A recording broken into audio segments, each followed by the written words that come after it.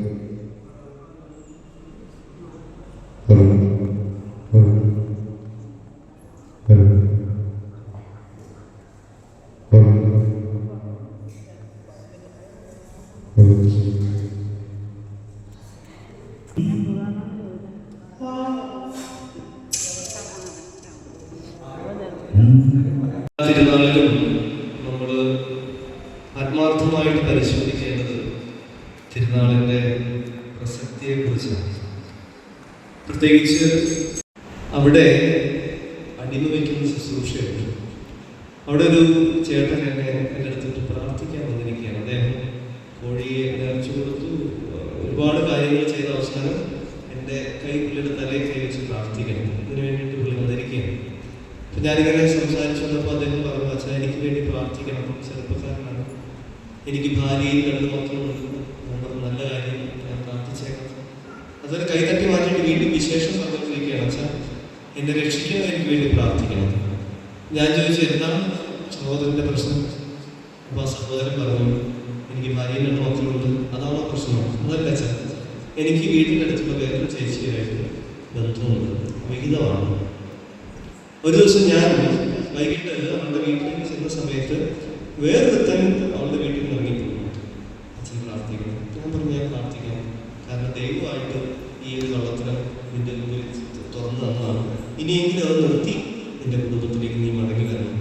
അച്ഛൻ പ്രാർത്ഥിക്കേണ്ടതല്ല, അവള് ആ ബന്ധം നിർത്തി ഞാനുമായിട്ടുള്ള ബന്ധം പഴയതുപോലെ ആക്കാം. ഞാനിത് ഉണ്ടാക്കി പറയുന്ന തമാശ പറഞ്ഞാൽ ഒരു മനുഷ്യൻ വിശുദ്ധ ഗീവർഗീസിന്റെ സന്നിധിയിൽ വന്ന് ആത്മാർത്ഥമായിട്ട് പ്രാർത്ഥിക്കണമെന്ന് പറഞ്ഞ കാര്യം.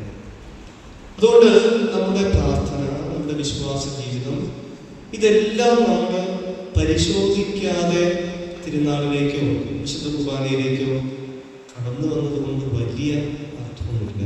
പ്രത്യേകിച്ച് ഞാൻ പറഞ്ഞില്ലേ, ഇതുപോലെ രക്തസാക്ഷികൾ എന്ന് പറഞ്ഞാൽ സ്വന്തം ജീവൻ പോലും ഈ വിശ്വാസത്തിന് വേണ്ടി കളഞ്ഞിട്ട് ആ ഓർമ്മകളുടെ മുമ്പിലാണ് നമ്മളിവിടെ ഒരുമിച്ച് കൂടിയിരിക്കുക. അതുകൊണ്ട് വിശ്വാസത്തെക്കുറിച്ച്, നമ്മുടെ വ്യക്തി ജീവിതത്തെക്കുറിച്ച്, നമ്മുടെ ധാർമ്മികതയെക്കുറിച്ച്, പ്രത്യേകിച്ച് ക്രിസ്ത്യൻ ധാർമ്മികതയെക്കുറിച്ച് വ്യക്തമായി ചിന്തിച്ചുകൊണ്ട് തന്നെ ഈ തിരുനാളിലേക്ക് പ്രവേശിക്കണമെന്ന് ഞാൻ ആഗ്രഹിക്കുകയാണ്. പ്രിയമുള്ളവരെ, ഹിന്ദു ന്യൂസ് പേപ്പറിൻ്റെ എഡിറ്ററായിട്ടുള്ള പി സായിനാഥ്, ഇന്ത്യയിൽ തന്നെ അറിയപ്പെടുന്ന ഒരു മാധ്യമ പ്രവർത്തകൻ, അദ്ദേഹത്തിൻ്റെ ഒരു ഡോക്യുമെൻ്ററി ഉണ്ട്. ആ ഡോക്യുമെൻ്ററിയുടെ പേര് ഹൂ വേർ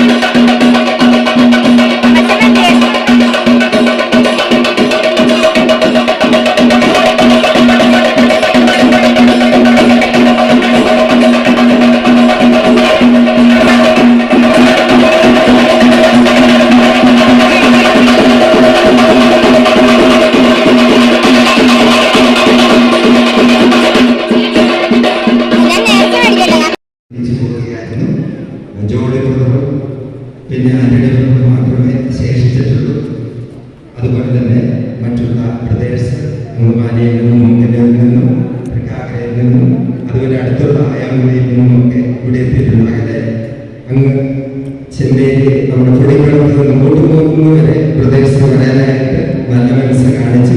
നിങ്ങളുടെ എല്ലാവരുടെയും നല്ല മനസ്സിന് ഔദാര്യത്തിന് പ്രത്യേകം സാന്നിധ്യം വഴിയായി ഞങ്ങൾ ഓരോരുത്തരെയും അനുഗ്രഹിച്ചതിന് പ്രത്യേകം ഞങ്ങൾ നന്ദി പറയുന്നു. അതുപോലെ ഈ ചെമ്പ് ഇടവകയുടെ അംഗങ്ങൾ ഇവിടെ പലരും തന്നെ ഈ തിരുനാട്ടിൽ കർമ്മങ്ങളിൽ പങ്കെടുക്കുവാനായി